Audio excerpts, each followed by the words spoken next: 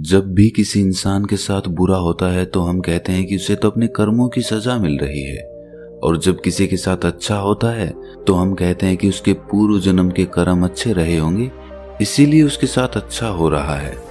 अब ये सोचने की बात है कि अगर पिछले जन्मों के कर्म हमें इस जन्म में भुगतने पड़ते हैं तो परमात्मा ने ऐसी व्यवस्था ही क्यों बनाई? आखिर जो इंसान जो कर्म अभी करता है उसका फल उसे अभी क्यों नहीं मिलता, ताकि उसे ये भी पता चले कि कर्मों का फल कैसे मिलता है। अब पिछले जन्मों को तो कोई याद नहीं रखता, अगर पिछले जन्मों के कर्मों का फल इस जन्म में मिलता है तो फिर आदमी को फल का एहसास कैसे होगा? क्या सच में जो भी हमारे साथ आज हो रहा है वो पिछले जन्मों के कर्मों का नतीजा है, या फिर कर्म का कोई और चक्कर हमारा जीवन निर्धारित करता है? अगर ये बात आप समझ लेते हैं तो आपके मन से कर्म के बारे में सारी गलत धारणाएं टूट जाएंगी, और इस कहानी को सुनने के बाद आपको ये भी पता चलेगा कि कर्मों का फल कब और कैसे मिलता है और कर्म किस प्रकार काम करते हैं। इससे पहले कि आप इस कहानी में खो जाएं, इस चैनल को सब्सक्राइब जरूर कर लें। तो चलिए कहानी शुरू करते हैं।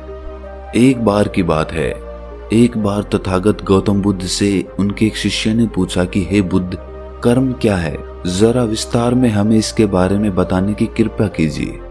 ये सुनने के बाद बुद्ध कहते हैं कि मैं कर्म को समझाने के लिए तुम्हें एक कहानी सुनाता हूँ। इस कहानी को सुनने के बाद तुम्हें कर्मों के बारे में पता चल जाएगा। इसके बाद बुद्ध कहना शुरू करते हैं कि किसी राज्य में एक राजा राज किया करता था। एक दिन राजा निर्णय करते हैं कि आज मैं घूमने के लिए अपनी प्रजा के बीच में जाता हूँ। वो अपने मंत्री को साथ लेकर अपने राज्य के बाजार में घूमने के लिए अपने रथ पर सवार होकर निकल जाते हैं। राजा अपने राज्य की सुख समृद्धि देखकर बहुत ही प्रसन्न होता है। ऐसे ही अपने मंत्री के साथ बातें करते हुए राजा की नजर एक दुकानदार पर पड़ती है। उसे गौर से देखने के बाद राजा अपने मंत्री से कहता है कि मंत्री, पता नहीं क्यों मेरे मन में अचानक ये ख्याल आया कि मैं इस दुकानदार को फांसी की सजा सुना दूं। राजा ये बात मंत्री को बताने के बाद इसके बारे में भूल गया और उनके बीच दूसरी बातों पर चर्चा होने लगी। ऐसे ही शाम तक घूमने के बाद राजा अपने महल में वापस आ जाता है, लेकिन मंत्री के मन में अब भी राजा की बोली हुई वो बात घूम रही थी। वो सोच रहा था कि आखिर राजा के मन में ऐसा ख्याल क्यों आया कि वो उस दुकानदार को फांसी की सजा दे दे। बिना कोई बात किए ऐसा ख्याल किसी के मन में कैसे आ सकता है? इसी सोच विचार के कारण वो मंत्री रात भर सो नहीं पाया और सुबह उठते ही वो उस बाजार की तरफ निकल गया जहां पर उस दुकानदार की दुकान थी। वहां पहुंचने के बाद उस मंत्री ने आसपास के लोगों से उस दुकानदार के बारे में पूछना शुरू किया। कुछ लोगों से बात करने के बाद मंत्री को पता चला कि वो दुकानदार अक्सर किसी से बात नहीं करता। वो हमेशा चुप चुप रहता है और ऐसा लगता है कि वो बहुत दुखी है। लोगों से दुकानदार के बारे में ये बात सुनने के बाद वो मंत्री उस दुकानदार के पास जाता है और उससे पूछता है कि तुम इतने दुखी क्यों रहते हो? इस पर वो कहता है कि हाँ, मैं अक्सर बहुत दुखी रहता हूँ। मैं चंदन की लकड़ियाँ बेचता हूँ। अक्सर लोग मेरी दुकान पे आते हैं, मेरी लकड़ियों को देखते हैं, उनकी तारीफ भी करते हैं, लेकिन मेरी लकड़ियों को कोई खरीदता नहीं है।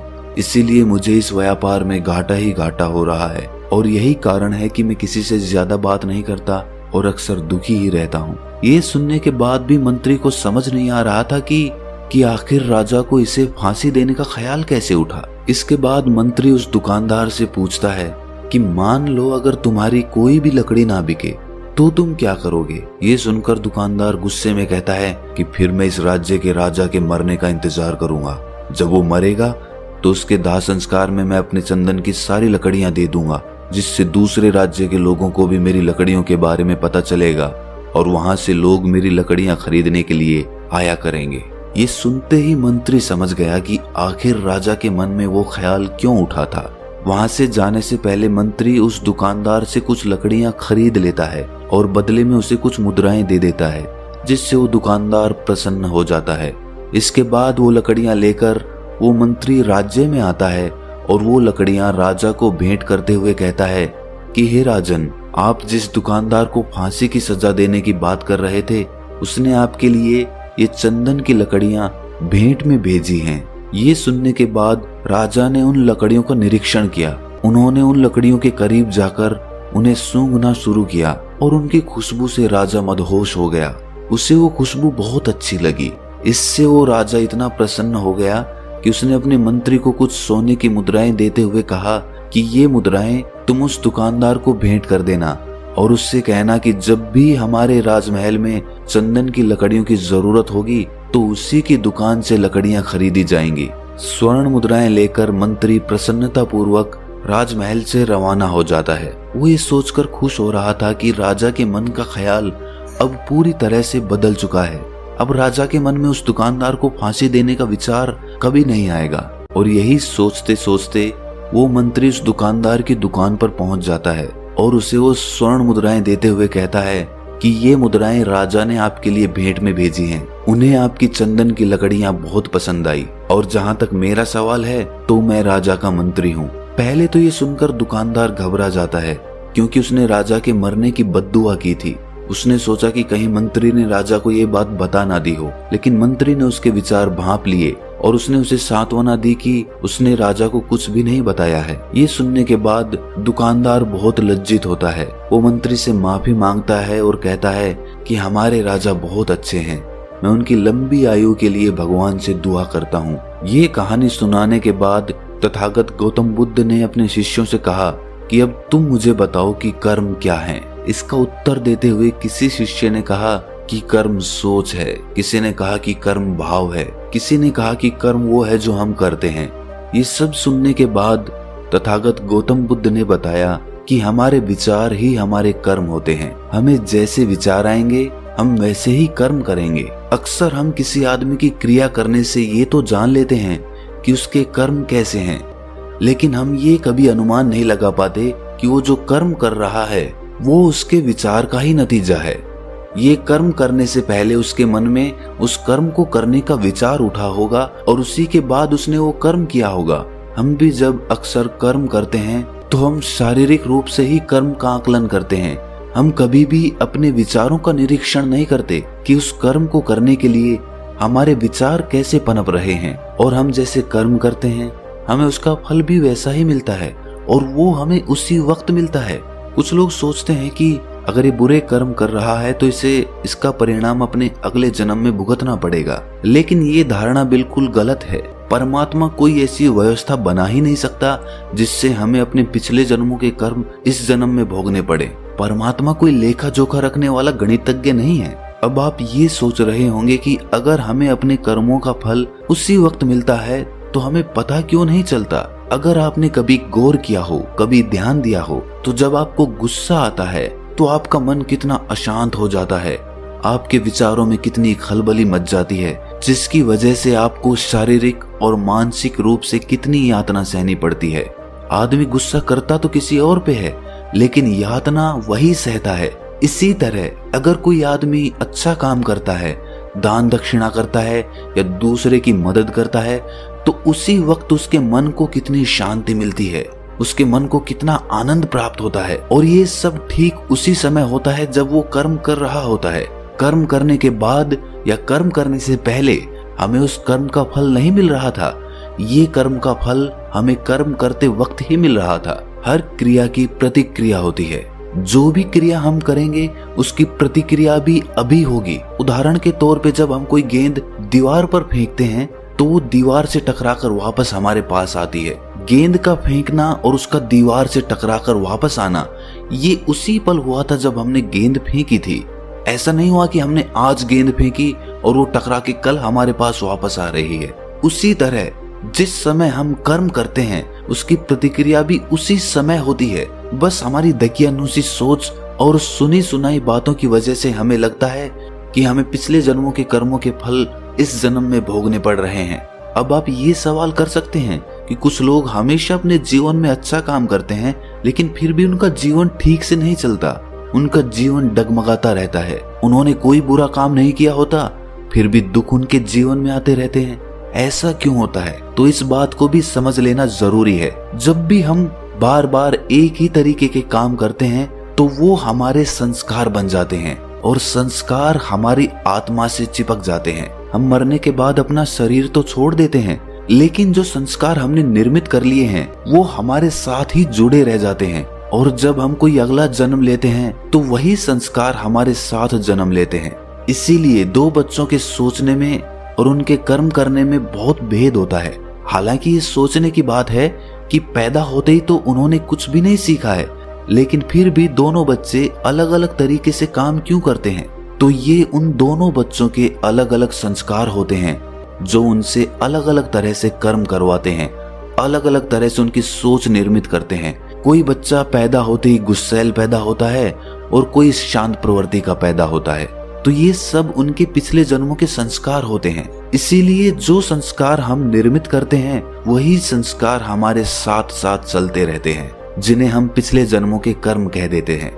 जिस तरह बारिश के वक्त दीवार पे से पानी टपकता है और उससे एक लकीर बन जाती है, और जब बार बार उस लकीर से पानी आता है तो वहां पे वो लकीर और भी पक्की हो जाती है, और अगली बार जब भी बारिश होगी तो ज्यादा संभावना है कि पानी उसी लकीर से बहेगा। उसी तरह बार बार किए हुए कर्म संस्कार बन जाते हैं, और ज्यादा संभावना बन जाती है कि बच्चा उन्हीं संस्कारों के साथ पैदा होगा। तो दोस्तों, कैसी लगी आपको ये कहानी कमेंट सेक्शन में जरूर बताना, और अच्छी लगी तो इस चैनल को सब्सक्राइब करना ना भूलना। तो मिलते हैं अगली कहानी में, तब तक के लिए अपना ख्याल रखें। कहते हैं कि दुनिया में मन सबसे ज्यादा शक्तिशाली चीज होती है। अगर किसी चीज को तुम पूरे मन से चाह लो तो तुम उसे हासिल कर सकते हो। ये मैं नहीं कहता, ये सभी महापुरुषों का कहना है। लेकिन अगर ये सत्य है, ये सच है, तो जो हम अपने मन से चाहते हैं वो हमें हासिल क्यों नहीं होता है? भाई, कोई भी इंसान अपने मन में दुख तो नहीं चाहेगा, लेकिन वो रहता तो दुखी है। हर इंसान अपने मन से तो कामयाब होना चाहता है, खूब पैसा कमाना चाहता है, लेकिन फिर भी वो कामयाब नहीं होता। भला ऐसा दुनिया में कौन इंसान होगा जो अपने मन में ये चाहेगा कि मैं नाकामयाब रहूं या मैं पैसा ना कमाऊं? सोचने की बात है। तो इसमें दो चीजें निकल के सामने आती हैं। या तो वो महापुरुष गलत थे जिन्होंने ये बात बोली कि मन से चाही हुई चीज हासिल हो जाती है, या फिर हम गलत हैं। आज की कहानी जो मैं आपको सुनाने वाला हूं उसमें आपको एक ऐसा मंत्र मिलेगा।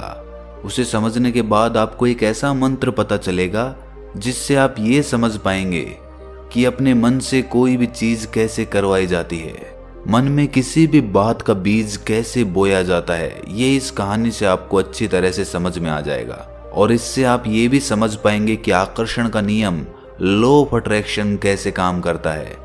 कहानी छोटी सी है लेकिन बहुत ही गहरी है। इससे पहले कि आप इस कहानी में खो जाएं, इस चैनल को सब्सक्राइब जरूर कर लें। तो चलिए ये कहानी शुरू करते हैं। एक बार की बात है, एक आदमी के जीवन में सिर्फ दुख ही दुख थे। वो जो भी काम करता उस बेचारे का वो काम पूरा ही नहीं होता। घर में आता तो घर में कलेश बना रहता, किसी से कोई मदद मांगता तो कोई उसकी मदद नहीं करता। ऐसा लगता था कि चारों ओर से दुखों का पहाड़ उसी पर टूट पड़ा है। उसे समझ नहीं आ रहा था कि मैं इन दुखों से पार कैसे पाऊं। वो दिन रात यही सोचता रहता कि अपने दुखों से छुटकारा कैसे पाना है। इसी कारण से वो रात में सो भी नहीं पाता था। उसकी आंखों के नीचे बड़े बड़े काले घेरे बन गए थे, जो इस बात का प्रतीक थे कि वो आदमी कितना दुखी है और कितना चिंतित है। कभी कभी तो उसके मन में आत्महत्या करने के भी ख्याल आते थे, लेकिन अपने परिवार की चिंता करके वो ये कदम नहीं उठा पाता था। वो इतना दुखी हो गया कि उसने निर्णय किया कि वो इन दुखों से छुटकारा पाके रहेगा। इसके लिए चाहे उसे कितनी भी मेहनत करनी पड़े, कुछ भी करना पड़े, चाहे अंगारों पे चलना पड़े, लेकिन इन दुखों से छुटकारा हासिल करके रहेगा। ऐसे ही एक दिन उसने अपने मित्र से पूछा कि मैं अपने जीवन को कैसे सुधारूं। उसके मित्र ने उसे बताया कि तुम किसी बाबा के पास जाओ।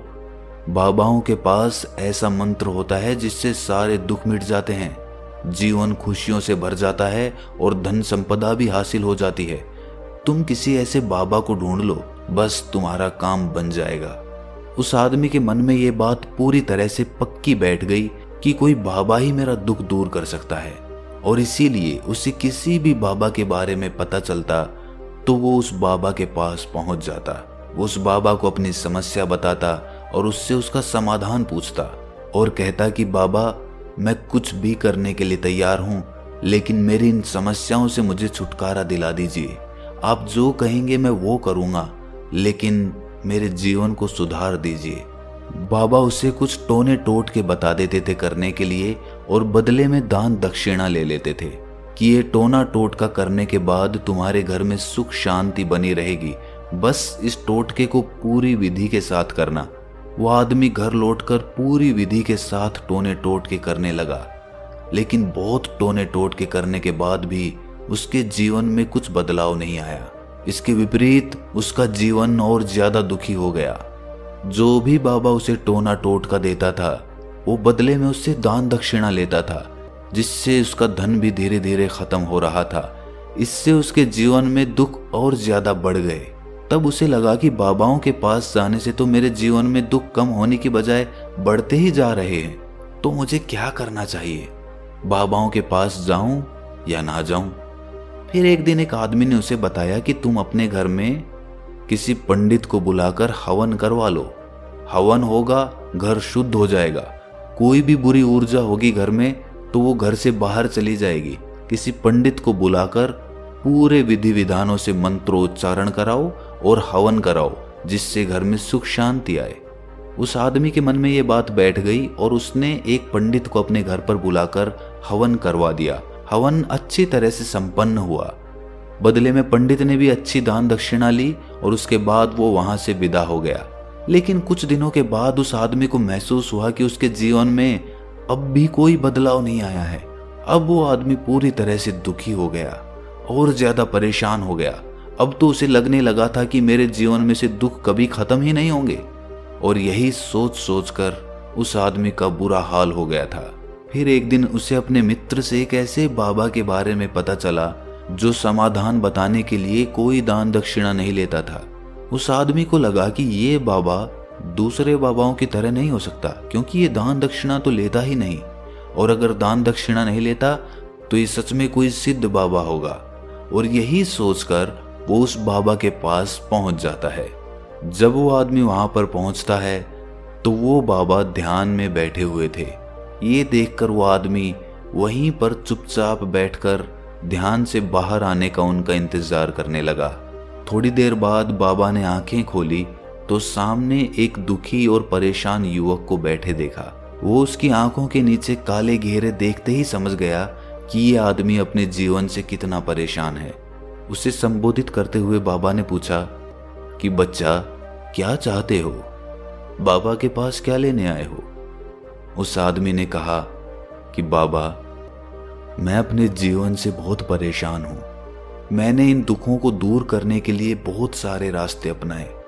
हर वो तरकीब करके देखी जो किसी बाबा ने मुझे बताई। हर वो काम किया जो किसी भी इंसान ने मुझसे करने को कहा, लेकिन मेरे जीवन में दुखों में कोई कमी नहीं आई। बाबा, इसके विपरीत मेरे जीवन में दुखों में बढ़ोतरी हो गई। मुझे समझ नहीं आ रहा है कि मैं क्या करूं। कभी कभी तो मैं आत्महत्या करने की सोचता हूं, लेकिन अपने परिवार की सोचकर मैं ये कदम नहीं उठा पाता। मैंने आपके बारे में बहुत सुना है बाबा, और मैं बहुत उम्मीद के साथ आपके पास आया हूं। कृपया करके मुझे कोई ऐसा मार्ग बताएं जिससे मुझे अपने दुखों से छुटकारा मिल जाए। मैं अपने दुखों से छुटकारा पाने के लिए कुछ भी करने को तैयार हूं। आप मुझे कोई भी रास्ता बताएं, चाहे वो रास्ता कितना भी कठिन क्यों ना हो, मैं उसको पार करके रहूंगा। बाबा ने महसूस किया कि आदमी तो सच में बहुत परेशान है। बाबा ने उसकी बात सुनकर कहा कि बच्चा, दुखों को दूर करने के लिए मंत्र ऐसे ही नहीं मिलते। मंत्र पाने के लिए कुछ करना पड़ता है। तुम कुछ कर सकते हो? ये सुनकर पहले तो उस आदमी ने सोचा कि ये बाबा भी मुझसे दान दक्षिणा ही मांगेंगे, लेकिन और कोई रास्ता ना पाकर उस आदमी ने कहा कि बाबा, आपको जितनी भी दान दक्षिणा चाहिए मैं देने के लिए तैयार हूं, लेकिन आपका मंत्र सच्चा होना चाहिए, वो पूरा होना चाहिए, उसका फल मुझे मिलना चाहिए। उसके बाद मैं आपको जो भी दान दक्षिणा लेना चाहते हो वो दे दूंगा। बाबा ने कहा कि दान दक्षिणा तो बहुत छोटी सी चीज है, मुझे वो नहीं चाहिए। इस पर वो आदमी सोच विचार करके बोला, तो बाबा, मैं अंगारों पे भी चलने के लिए तैयार हूं, आप मुझे बस आज्ञा दीजिए। बाबा ने कहा कि अंगारों पे चलने वाली छोटी चीज मैं तुमसे नहीं कराने वाला। मैं जो तुमसे कराने वाला हूं वो बहुत कठिन मंत्र है, उसे पूरा कर पाओगे? बाबा ने कहा कि बाबा, आप मुझे बताइए तो सही, मुझे करना क्या होगा? मैं कुछ भी करने को तैयार हूं। इस पर बाबा ने उसे कहा कि यहां से जब तुम अपने घर जाओ तो रास्ते में अपने मन में ये दोहराते जाना कि मैं सुखी हूं, मैं सुखी हूं, मैं सुखी हूं। बार बार अपने मन में यही दोहराना, और याद रहे जुबान पर ये नहीं आना चाहिए, ये सिर्फ मन में दोहराना है। ये सुनकर वो आदमी बोला, बाबा बस इतनी सी बात, ये तो मैं चुटकी बजा के कर लूंगा, लेकिन इससे होगा क्या? बाबा बोले, किस मंत्र को करके देखो, वैसे भी तुमने इतने बाबाओं के मंत्र किए हैं तो इस मंत्र को भी करके देख लो। उस आदमी ने सोचा कि बाबा कुछ दान दक्षिणा तो ले नहीं रहे और छोटा सा मंत्र है, इसे तो मैं कर ही लूंगा। वो बोला, ठीक है बाबा, मैं ये मंत्र जरूर करूंगा। वो आदमी ये कहकर वहां से उठकर चलने लगा, लेकिन जैसे ही वो चलने लगा, पीछे से बाबा ने बोला कि बच्चा, एक बात याद रखना, जब तुम ये मंत्र अपने मन में दोहराओ तो तुम्हारे मन में बंदर के विचार नहीं आने चाहिए, बंदर का ख्याल भी नहीं आना चाहिए, तो ही ये मंत्र सिद्ध होगा। वो आदमी बोला, मुझे तो आज तक बंदर का कोई विचार नहीं आया, तो अब क्यों आएगा? आप चिंता मत करिए बाबा, मैं बस मन में यही दोहराऊंगा कि मैं सुखी हूं, मैं सुखी हूं, इसके अलावा बंदर का कोई विचार मेरे मन में नहीं आएगा। ये कहकर वो आदमी वहां से चल दिया। वो अपने मन में मैं सुखी हूं, मैं सुखी हूं ये दोहराता हुआ थोड़ी दूर ही चला था कि उसके मन में अचानक बंदर का ख्याल आ गया। बंदर का ख्याल एक बार आया और चला भी गया, लेकिन उस आदमी ने सोचा कि आज तक तो मुझे बंदर का कोई विचार नहीं आया, ये आज बंदर का विचार क्यों आ गया? और ऐसे करके उसने उस बंदर के विचार को पकड़ लिया। वो ये भूल गया कि मुझे क्या मंत्र दोहराना है, और वो बंदर के बारे में सोचने लगा। जब थोड़ी देर बाद उसे फिर से होश आया तो वो फिर से अपना वही मंत्र दोहराने लगा जो बाबा ने उसे बताया था, मैं सुखी हूं, मैं सुखी हूं। लेकिन अचानक से उसे सामने एक बंदर दिखाई दिया, और ये देखकर उसके मन में फिर से बंदर का विचार उठ गया, और वो अपने अंदर से इस विचार को बाहर फेंकना चाहता था। वो चाहता था कि मेरे अंदर किसी भी तरह बंदर का विचार ना आए, लेकिन उसे तो सामने बंदर ही दिखाई दे गया। ऐसे ही जद्दोजहद करते करते वो घर पे पहुंचा, और घर पे पहुंचने के बाद अपनी पत्नी को कहा कि हे बंदरिया, मुझे खाने में बंदर परोस दो। और जब उसे एहसास हुआ कि उसने क्या बोल दिया, तो वो अपने बाल नोचने लगा।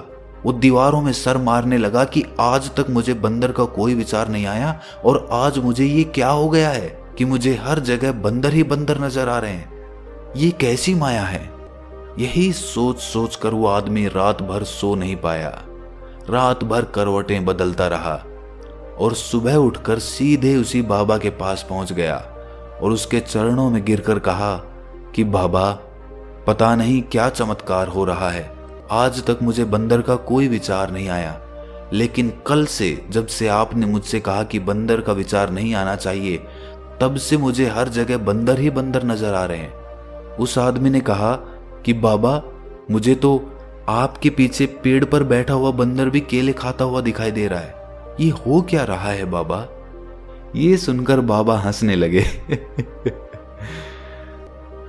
बच्चा, मन का जाल एक ऐसा जाल है जिसे समझ पाना इतना आसान नहीं है। बंदर तो तुम्हारे रास्ते में पहले भी आते थे। जब तुम मेरे पास आए थे तो इन्हीं पेड़ों पे ये बंदर घूम रहे थे, लेकिन तब तुम्हारे ध्यान में ये बंदर नहीं था, तब तुम्हारे ध्यान में सिर्फ अपने दुख थे। इसके बाद बाबा ने उसे बताया कि बच्चा, हम जिस चीज से भी दूर भागना चाहते हैं, वही चीज हमारे मन में बहुत गहरे में प्रविष्ट हो जाती है, वो हमारे अंतर मन में समा जाती है। असल में हम जिस चीज से भी छुटकारा पाना चाहते हैं, उससे छुटकारा इसीलिए पाना चाहते हैं कि वो हमारे साथ बहुत गहरे से जुड़ी हुई है, और हम जितना ही उससे छुटकारा पाना चाहते हैं, वो उतनी ही गहरी हमारे मन में बैठती चली जाती है, और आखिरकार वो हमारे अंतर मन में छा जाती है। ऊपर से तो हम चाहते हैं सुखी होना, कि मैं सुखी हूँ, सुखी हूँ, हमारे होंठ भी यही बोलते रहते हैं, लेकिन हमारे मन में दुख समाये होते हैं। हमारे विचारों में, हमारे मन में हमें दुख ही दुख दिखाई देते हैं। इसीलिए अपनी जुबान से बार बार ये बोलने से कि मैं सुखी हूँ, मैं सुखी हूँ, हम सुखी नहीं होंगे, जब तक ये मंत्र हमारे अंतर मन में प्रविष्ट नहीं होगा। इस पर उस आदमी ने पूछा कि बाबा, लेकिन ये मंत्र हमारे अंतर मन में प्रविष्ट कैसे होगा? ये सुनकर बाबा ने कहा कि बच्चा, अपने दुखों से लड़ना बंद कर दो। जब तक तुम अपने दुखों को दूर करने की सोचते रहोगे, तब तक वो दुख तुमसे चिपके रहेंगे, तब तक वो दुख तुम्हारे अंतर मन पर अपना राज जमाए बैठे रहेंगे। और जिस दिन तुम उन दुखों के बारे में सोचना ही छोड़ दोगे, उन दुखों से छुटकारा ही नहीं पाना चाहोगे, उसी दिन से तुम्हारी जिंदगी से दुख गायब हो जाएंगे। क्योंकि किसी भी चीज से छुटकारा पाने के लिए हमें उस चीज के बारे में सोचना पड़ता है, और हम जितना ही उस चीज के बारे में सोचते हैं, वो उतनी ही गहरी हमारे मन में प्रविष्ट होती चली जाती है। हम अधिकतर समय दुखों के बारे में ही सोचते हैं। हम यही सोचते हैं कि हमारे जीवन में दुख है और हमें इससे छुटकारा पाना है। इसी वजह से बार बार सोचने से वो दुख हमारे अंतर मन में प्रविष्ट हो जाते हैं और हमें एहसास भी नहीं होता। इसीलिए अगर तुम दुखों से छुटकारा पाना चाहते हो तो दुखों से छुटकारा पाने के बारे में सोचना छोड़ दो, तुम्हें दुखों से छुटकारा मिल जाएगा। अक्सर आदमी धूम्रपान छोड़ना चाहता है, शराब छोड़ना चाहता है, सुबह अपने आप से ये वादा करता है कि मैं कोई भी गलत काम नहीं करूंगा, लेकिन शाम को जब लौटता है तो नशे में चूर होकर लौटता है। ऐसा क्यों होता है कि जो हम सोच रहे हैं वो पूरा कर ही नहीं पा रहे हैं? असल में हम उस चीज को बहुत ज्यादा तवज्जो दे रहे हैं, उस चीज को बहुत ज्यादा अहमियत दे रहे हैं। जब भी हम उस चीज को छोड़ने के बारे में सोचते हैं तो हम उसकी इम्पोर्टेंस यानी कि विशेषता और ज्यादा बढ़ा देते हैं। हमारा मन उस चीज के बारे में जितना ज्यादा सोचेगा, शराब या धूम्रपान छोड़ने के बारे में जितना ज्यादा सोचेगा, हमारा मन उतना ही उस चीज के पीछे ज्यादा भागेगा। हमें उस चीज से लड़ना नहीं है, बल्कि बिना सोचे गुजर जाना है। और अगर इस मंत्र को हम समझ लेते हैं तो हम अपने जीवन में जो भी पाना चाहते हैं उसे अपने अंतर मन में डाल सकते हैं। और एक बार वो लक्ष्य हमारे अंतर मन में बैठ जाता है तो फिर सफलता पाने में कोई समस्या नहीं आती, कोई दिक्कत नहीं आती। तो दोस्तों, कैसी लगी आपको ये कहानी कमेंट सेक्शन में ज़रूर बताएं, और अच्छी लगी तो इस चैनल को सब्सक्राइब करना ना भूलें। तो मिलते हैं अगली कहानी में, तब तक के लिए अपना ख्याल रखें।